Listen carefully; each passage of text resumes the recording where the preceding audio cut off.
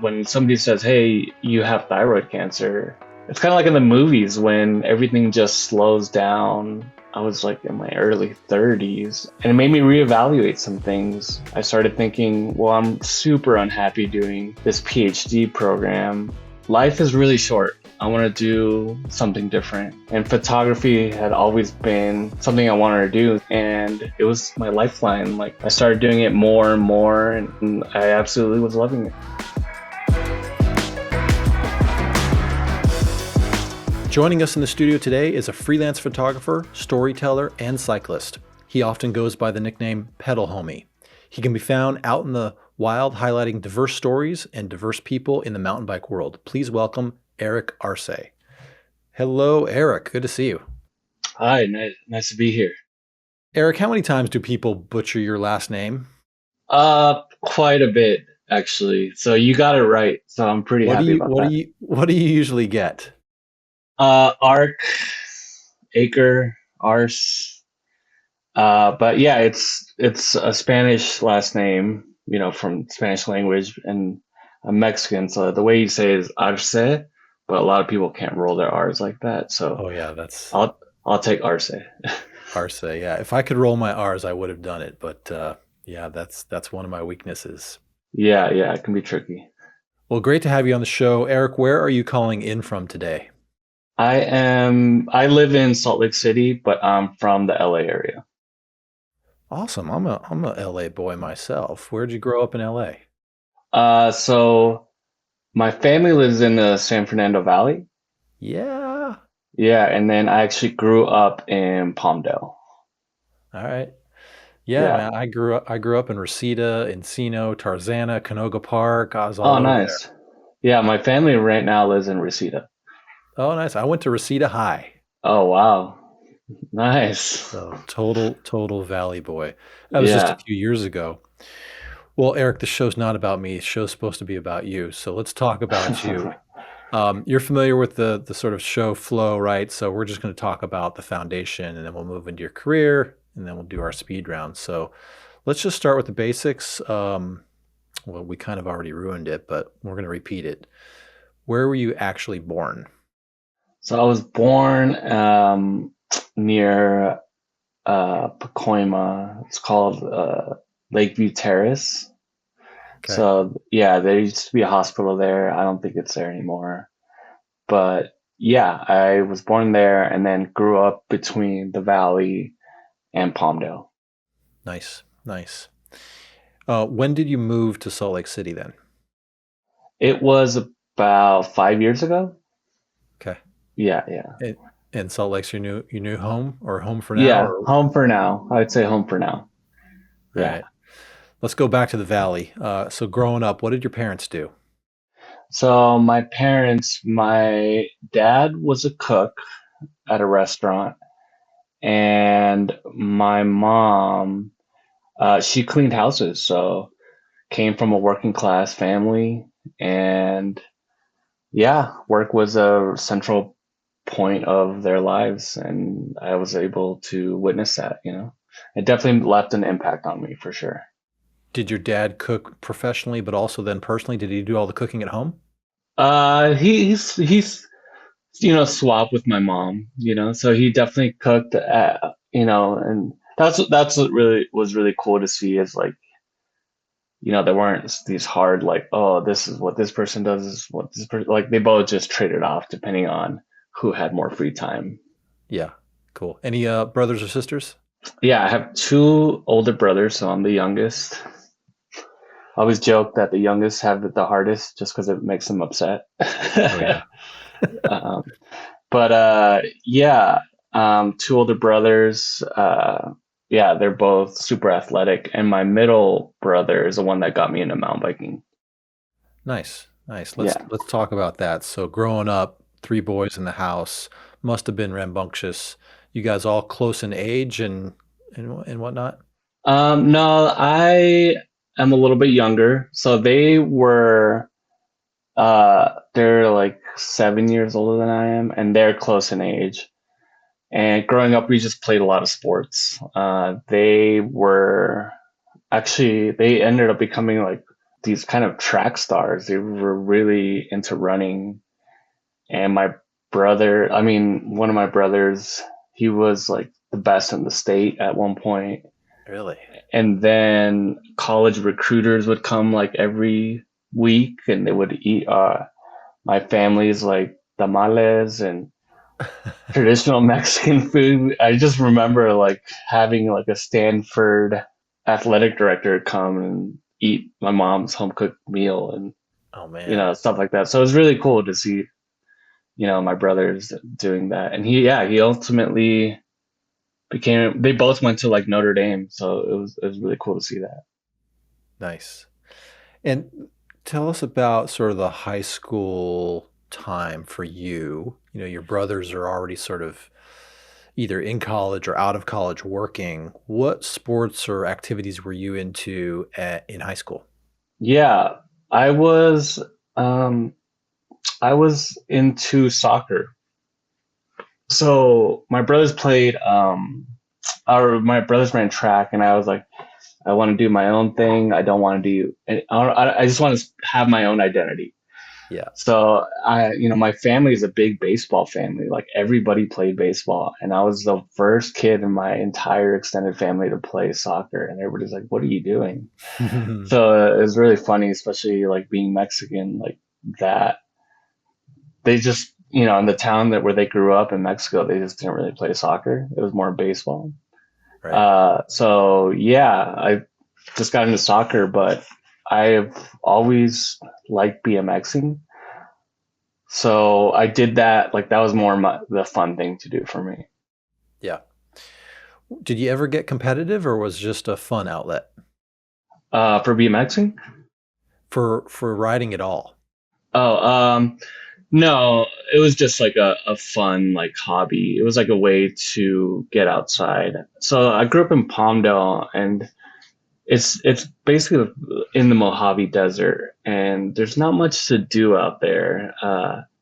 But what was really cool is because it was a place that was developing, they would build these track homes, and often they would leave these mounds. So like every neighborhood had its own BMX little Right. area where people Right. would build those jumps. So that was like the thing to do out there if you were a kid. Right. Eric, when you were in high school, what did you fantasize about doing for a career? I honestly, when I was 16, I was dating a girl who was doing photography, and she would let me borrow her camera, and I loved it. Like I absolutely loved it. And um yeah, I really started falling in love with photography. I remember my dad had a handheld digital camcorder, and it had a camera function, and I would borrow that and I would just take photos of everything. And at that point I didn't really know what I was going to do. I wasn't college bound. She ended up going to like a really nice 4 year. But one of the really cool things she did for me was she sent an application for me to a photography school. Oh, wow. And I don't think it's up anymore, but it was Brooks Photography, Yeah. and it was in Santa Barbara. And, the admissions people called me. I got in, but then when they said how much it was going to cost, I wasn't able to afford it. So I was kind of pretty bummed about that, but that was just like it planted a small seed of something I wanted to do eventually. Yeah. Interesting. So let's keep going there. So what was your plan B? My plan B was I was 18 years old, still trying to figure it out, and my brother was living in Mammoth Lakes, and he he was training for the Olympic trials for marathon. Yeah. And then I had another brother who was living there helping him train another marathoner who eventually became the silver medalist at the Greece Olympics. Wow. And he's like, "Hey, you should come up to Mammoth. You would love it here. There's biking, mountain biking. You should check it out. And they have a community college. And I thought, well, I have really nothing else that I'm doing over here, so I might as well do that. And yeah, when I was there, he bought me my first mountain bike, which was a giant AC cross country bike, Yeah. which was super nice. And we did this shuttle trail. He's like, "Hey, we're gonna shuttle this place." I didn't know what a shuttle was. I'd never mountain biked, but as we're going up in Mammoth, I do realize, holy crap, these mountains are huge. I mean, they're like 10, 11,000 feet, and I've never really done anything like that. So as we're unloading and I see the mountains, I'm definitely pretty nervous. That's pretty cool. So did you then live in Mammoth? Yeah, I lived in Mammoth. I was there for 4 years. Oh, nice. Mm. So tell me more about that shuttling trip. So it must have been amazing. Oh yeah, it was. I felt like I was in another country. I mean, I didn't really leave LA that much. I didn't really leave LA until I mean, I visited Mexico a few times where my parents are from. But other than that, because we were a working class family, we didn't travel too much. Excuse me. Yeah. Yeah. Uh, so when I went to Mammoth, which I never even knew existed, I was pretty blown away. And, we started going down. It's this trail called Sand Canyon, which is kind of like a Jeep trail, Yeah. but it has some single track on it. I just remember thinking, this is the coolest thing I've ever done. I was like super in love with it. I'm someone who really struggles with kind of like anxiety, but when I was biking, I felt so, it's kind of like the practice of mindfulness. You just really focus.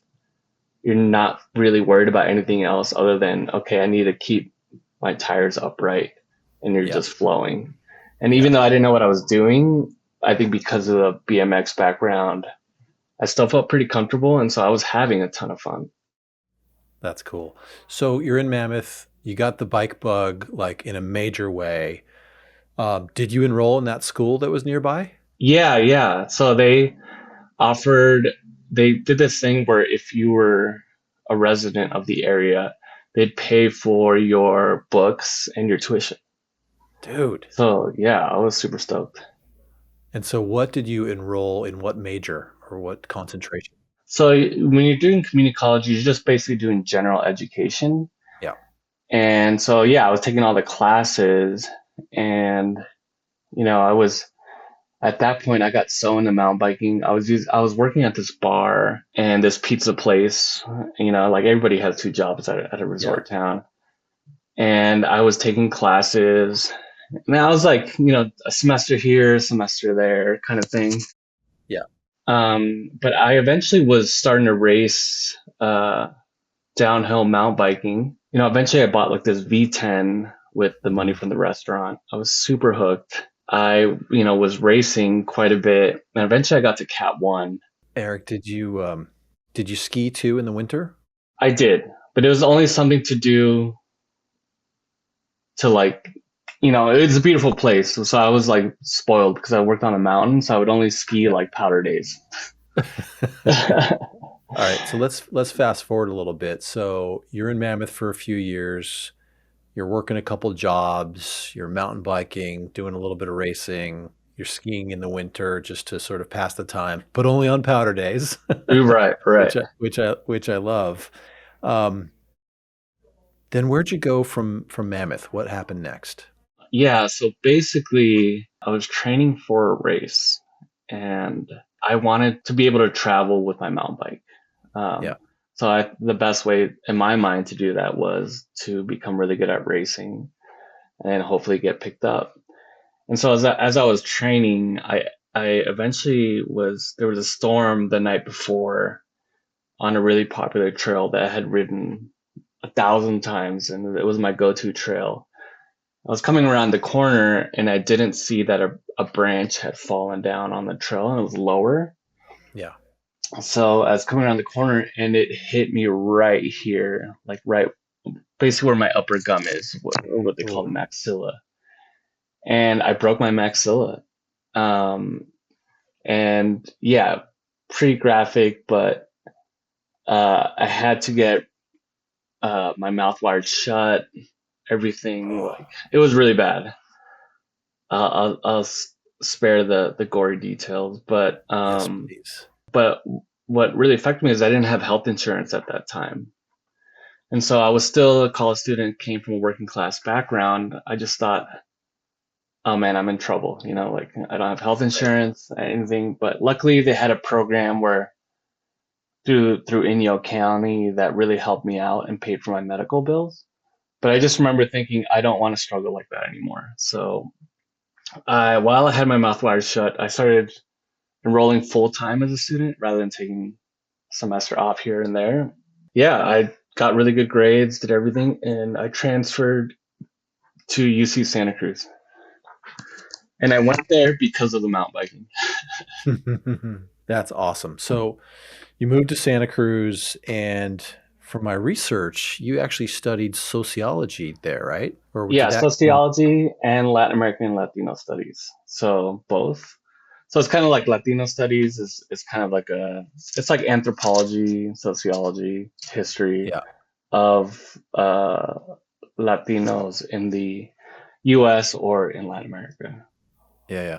What did you intend to then do professionally with that career track? I wanted to be a professor. Okay.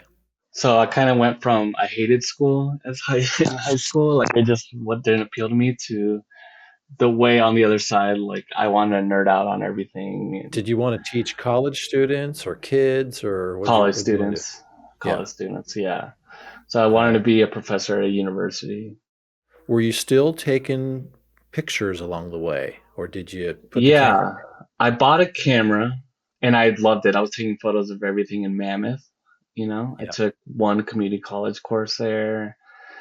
And but then within 6 months is when I found out I was going to be accepted to UC Santa Cruz. So since I was pretty independent and I paid for everything myself, I ended up selling my camera again. Mm. So I was pretty bummed, which is, I was digging through some old photos and I was at Sea Otter the time I had my camera. I had some like photos of Sam Hill and Oh, nice. that was cool to see. But yeah, I ultimately ended up, so I put that on the back burner again. So you're in Santa Cruz. You're studying sociology and Latino studies. Um, when did the camera come back into your life? So eventually, I went from Santa Cruz and then I went to Santa Barbara for grad school. All So I right. was in a Ph.D. program in sociology. I had taken a break from biking and obviously photography. So after Santa Cruz, I sold my downhill bike. I had another mountain bike, but I sold that too. I didn't really, I had like a commuter bike basically at that point, and I missed mountain biking, but I needed a break from it. But the diversity in mountain biking just wasn't there for me, and so yeah, I was a little burnt out on it, I guess. Um, and then I went to UC Santa Barbara. I was in year 4 of my PhD program. Academia can be a really stressful place, so I was like, I needed something to de-stress. I was Yeah. like, well, why don't I get a mountain bike? So I ended up buying a hardtail mountain bike, and I was riding that, and I just felt so much better. Like I was happier, the stress relief was there, and but then I soon realized like I love hardtails, but this isn't enough. I want to keep, I started like the old downhill ways started coming back. Sure. Yeah. So I ended up buying a cross country bike after that. And then I was like, that's not enough. So then I ended up getting an enduro again. And that's when I started having the most fun. Yeah. And then what I'm curious to learn about the moment where you decide, this PhD thing isn't for me. I want to Yeah. be a storyteller. Yeah. Like I was in year 5 of my PhD program. So I only had like 2 years left. And I was already flirting with the idea. I was like, I don't know if this is for me. I don't know if I just want to be inside all day. And I do love teaching, and I was able to teach my own classes. and I'm appreciative of that time. But there came a point where I was, you know, in the thick of it. I was riding this technical trail, and at the end of the trail, there was like this easy part. Um, and on the easy part, I thought I was, going to be really playful. I just finished a 2 hour ride. And all of a sudden, I hit this turn and my front end washes out. And yeah, I ended up going over the handlebars. I broke my collarbone.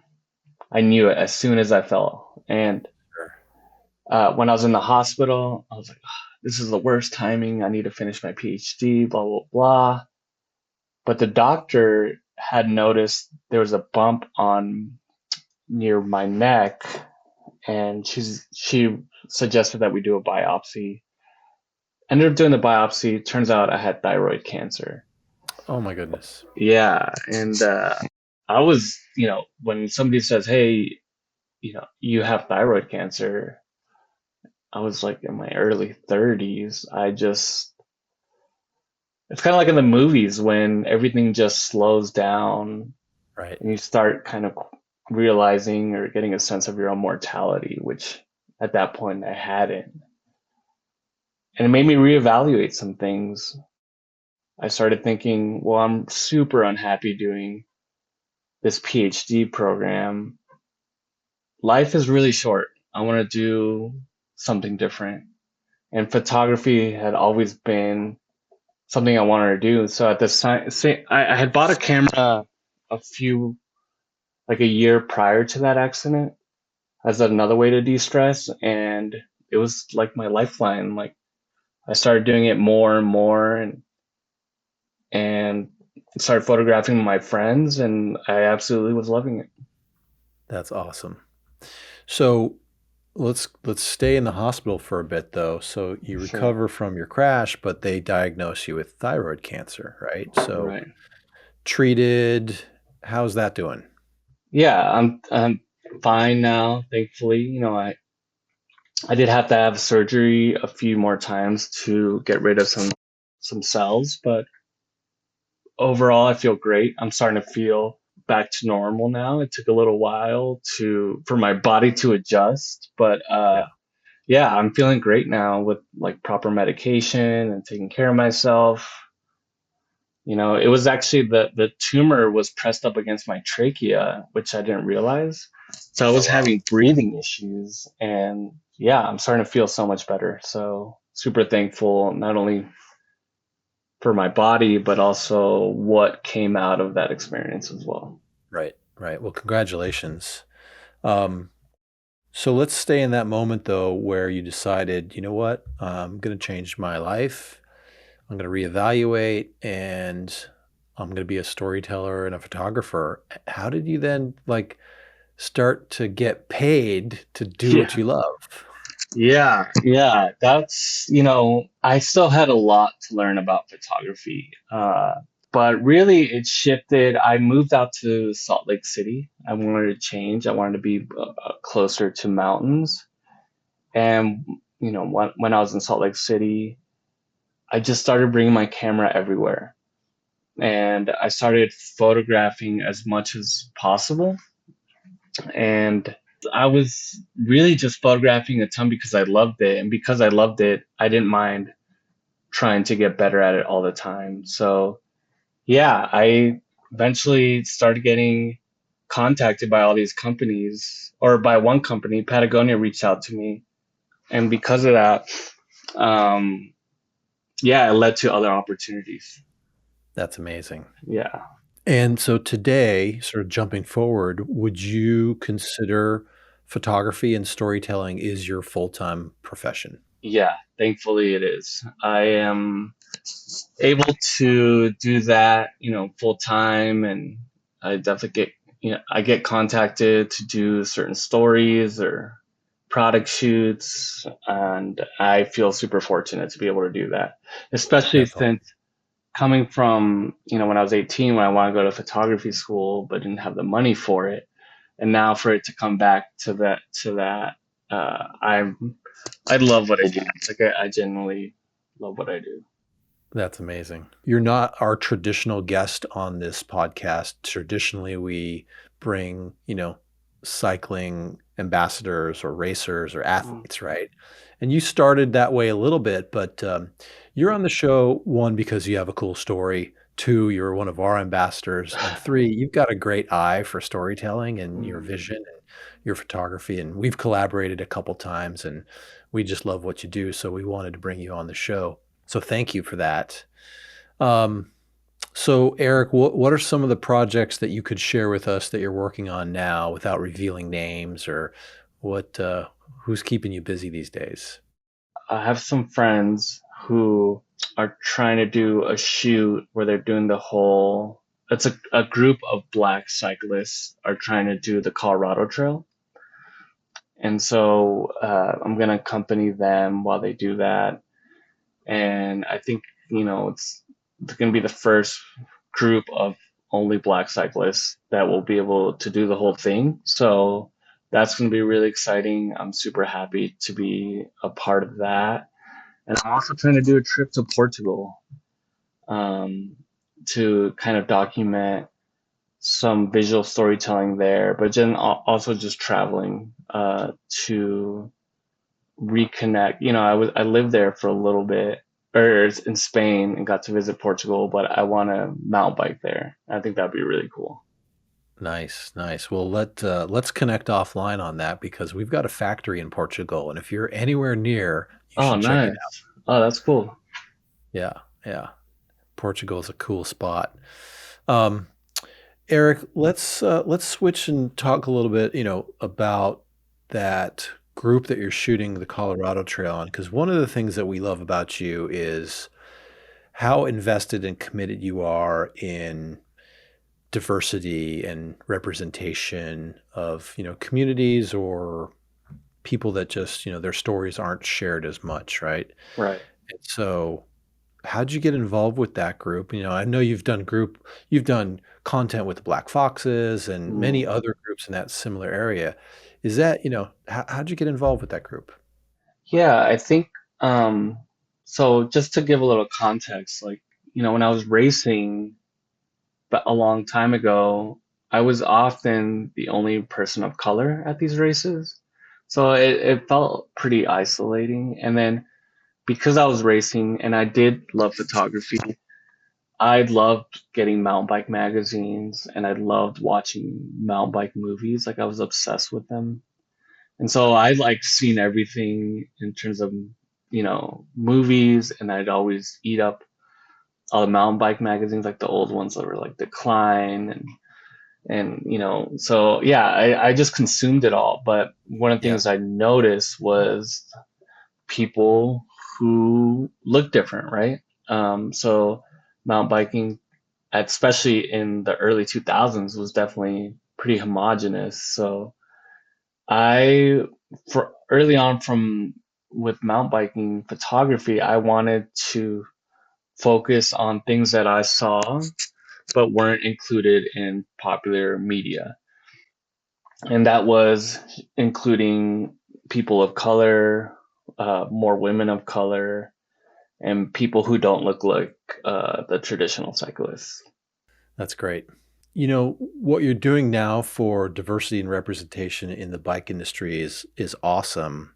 We're super thankful to be, partnered with you. Before we jump deeper into that, your passion for call it social justice or representation actually started even further, right? Before your current career, you were heavily involved with organizations um, that were working to try to fight, unfair wages and stuff like that. Tell us a little bit about that time and what kind of things you did there.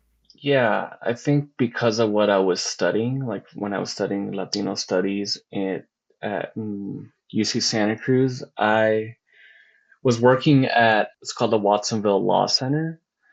And there's Santa Cruz and then there's Watsonville, which is really close by, which is predominantly Latino. And there's a lot of fields there where people, grow food. And because of that, there was a lot of Latino farm workers that worked there, but then often they would have these labor issues, and I became really involved with that.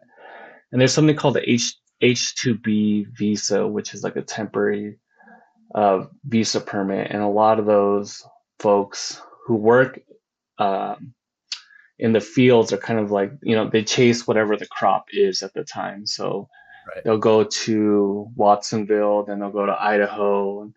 And so, but because of the temporary nature of their work, you know, a lot of people can take advantage of the fact that they don't have citizenship. So when I worked there, I was helping farm workers try to regain or try to achieve justice if something were to occur with them. But this guy told a story once when I was out in the field, and he was telling how these workers were brought over by the employer, but the employer didn't have housing for them, so they ended up making holes out of the ground and slept in those holes. Oh my goodness. And that just left such an imprint on me. And then also I was working in these legal clinics, and I had to hear and translate firsthand what these people were going through. And yeah, I just thought, this isn't right, and how can I help? Right. How can I support people that are going through these atrocities? And so that always, and that's coming from my working class background. That's something that definitely wanted it. I always want to try to improve things, right? Or how can Right. I lend a hand? And then going to UC Santa Barbara, where I studied more of that. Yeah, I learned a lot. I read a lot of books about, race and immigration, and I really bring that with me when I photograph. It helps me become a better storyteller because, I look at things historically, how have things been done, who has been left out of these issues, and how can I, in a way, include that through my photos. Yeah. Let's talk about an example that's close to home. We partnered with you on a photo documentary to Mexico, and we Mm, published that online. Um, I'm curious, tell the listeners about that project and, yeah. the impact that it had either on you or the community or even on us. Yeah, that was one of probably my favorite projects, honestly. And I'm super appreciative of SRAM backing me on that, because it was a passion project, and I really wanted to focus on the cultural wealth of Mexico, um, because Mexico, is now becoming this really great writing destination. Yeah. It's always been, but now it's like getting this new light. And I really want to showcase the cultural through like visual storytelling, but I really want to showcase also the people who make the culture. So, Oaxaca is this beautiful place. It's a state within Mexico that has the biggest group of indigenous folks there. And so all the great culture, like, the foods like mole, that comes from indigenous people, um, the textiles, the vibrant colors, the traditional dresses. So yeah, I just want to highlight that, because often when we see Oaxaca, we kind of see it as from, through the lens of visitors, and only show the visitors. And Right. there's nothing wrong with, obviously if you're doing a trip down there, but I also want to kind of look at the other folks too who aren't seen as much. So yeah, it was such. I mean, the writing there is so good. It's really good. It's like what, it was my first time writing. I'm from Southern California, so wet roots were a thing there, and in Oaxaca, and I learned in Mammoth, which is pumice, volcanic ash. Right. And yeah, I had the guide who only he spoke Spanish and his indigenous language, Zapotec. I had him yell out raíces, which is roots in Spanish, because I was like, let me know when there's a wet root, because I'm gonna need some help here. But yeah, That's great. it was a really beautiful trip, and just being able to visit a part of Mexico that I didn't know, and also bringing my bike was honestly one of my best favorite experiences last year for sure. Well, we love that story, and it's online on our website. Um, we'll drop a link to it in the show notes here. Um, do you have any more projects like that lined up in the future? I'm trying to do something like that with Portugal. I do want to go to Peru and kind of have an experience like that, but Peru is kind of going through this political crisis. But definitely, I want to go back to other parts of Mexico and kind of do something similarly because there's so many ways. Yeah, it's like most of my articles are basically talking about some kind of sociology, some kind of history, so a blending of, what I learned in school and how I can apply that kind of to storytelling in the biking world and try to Yeah. make that, I want people to kind of like I'm learning as I'm writing these articles. I want other folks to kind of learn with me too. Yeah. Well, you're in an amazing place right now, Eric, right? You're living your dream career, Mm. right? Working on projects that are meaningful to you. Let's get a little critical about the bike industry for a second. You've sort of danced around the outside of the official bike industry, right? You're Mm. not you sort of got one foot in and one foot out because you work on lots of different projects, whether it be for Patagonia or others. Your time with the bike industry, I'd be curious, if you could change anything about, I'll say us or the bike Mm. industry, what would you like to change or what could you see changing? I think, really making sure that people have, the power to tell different types of stories, right? And giving them some flexibility. Because I think that, like I got a lot of really positive feedback with the Oaxaca story. And, for SRAM to be able to do that and let me kind of say what I wanted to say, but then also, trusting me in that process was really, really beneficial. And I think a lot of people really resonated with that story.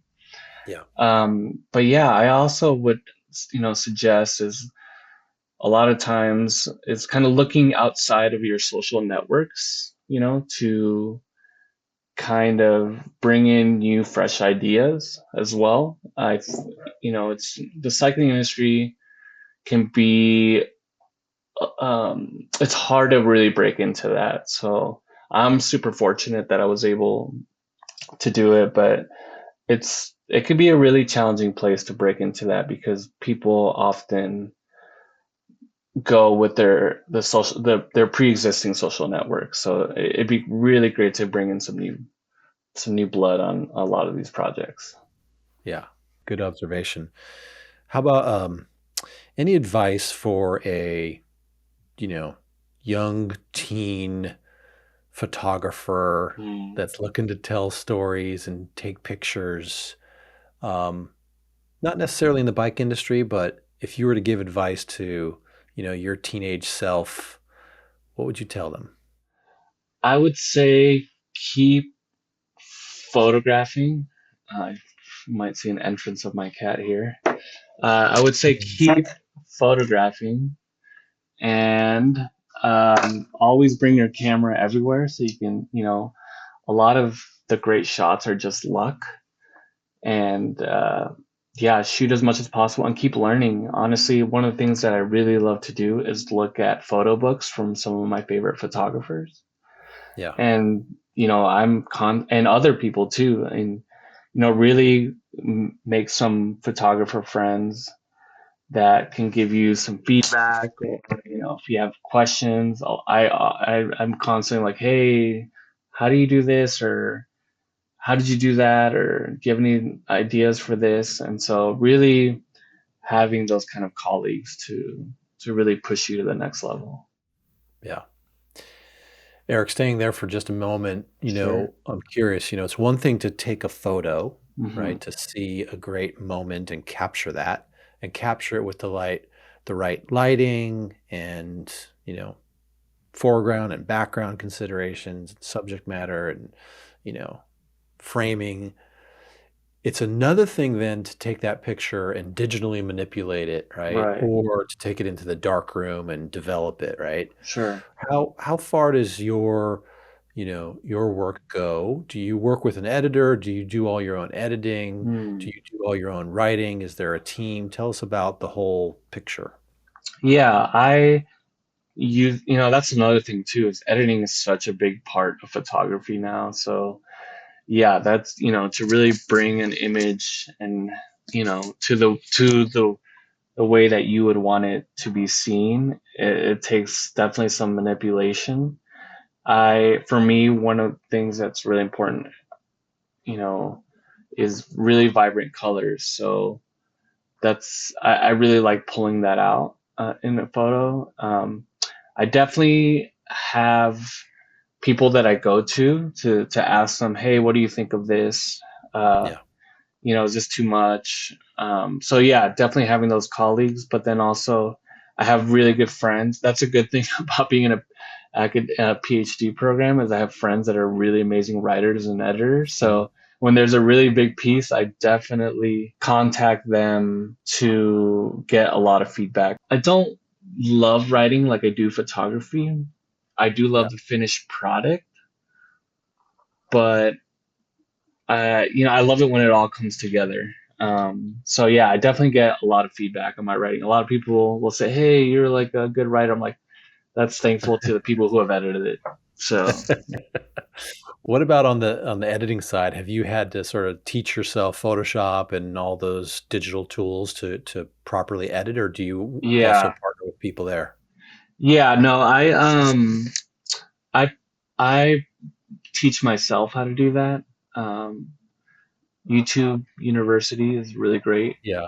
and that's another thing, is with when you're starting out with photography, it's constantly teaching yourself things that you have to learn outside the traditional ways of like going to a 4-year photography school. Yeah. And also, yeah, internships would also be really great too for folks. Have you done any internships? I have not. Might be a little late now, but if you could have done one prior to, let's Mm. say, graduating UC Santa Barbara or leaving UC Santa Barbara, where would you have loved to have done an internship? I think one thing that I would have loved to learn more about is like more studio photography. I think that's something that would be a really great asset, and I encourage people who are starting out to really like branch out to all types of different photography, not Yeah, just the things that you want to do, because eventually those other things will give you ideas for what you're trying to specialize in. cool. Well, Eric, we are almost out of time. We've got one more section left in the show, and that's our speed round where we throw 15 different this or that's at you and see what you like. Okay, sounds great. So, pancakes or waffles, Ooh. uh Waffles. coffee or tea, Coffee. tacos or burritos. Tacos, 1,000%. If you were to go have tacos right now, what kind of tacos and where? um Mexico City, I was just there. Tacos al pastor, so good. Nice. Spicy or mild? Spicy. Cold weather or hot weather? Cold weather. Oh, rain or snow? Rain. Mountains or the beach? Mountains. Cities or suburbs? Cities. Cars or trucks? Trucks. Pavement or dirt? Dirt. Gloves or gloveless? Gloveless. Gotta feel the trigger. Clipped in or flat pedals? Flats. Low pressure in your tires or high pressure in your High tires? pressure. Fix it yourself or take it to a mechanic? Take it to a mechanic. And last question, although I think I know the answer, dogs or cats? That one's hard actually, but cats for sure. All right, awesome. Well, Eric Arce, it has been a pleasure talking with you. Thanks for sharing your story. Thanks for doing what you do. And I hope our paths cross very, very soon. Yeah, thank you for having me on. Appreciate that. Yeah. All right, man. Have a great day.